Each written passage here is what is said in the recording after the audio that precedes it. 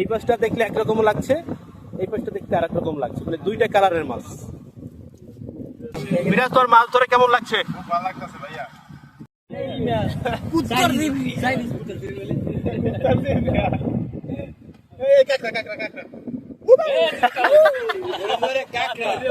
আব্দুল শর, আমাদের মিরাজ সে কিন্তু এখানে মাছ ধরতেছে। দেখুন আসলে অনেক পরিমাণে মাছ পেয়েছে, একেবারে সমুদ্র থেকে তাজা চিংড়ি মাছ, তাজা রামসস মাছ একদম।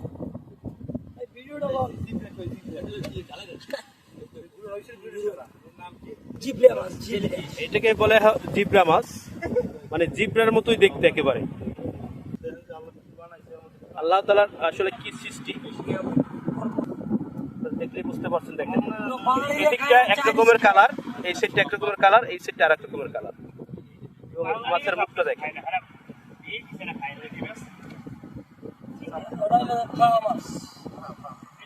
এটা ফাহা মাছ।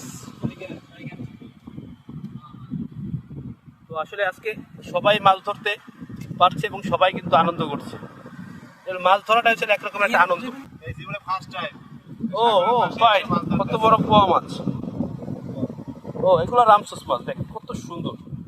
রামসস মাছের কালার গুলো আসলে এতই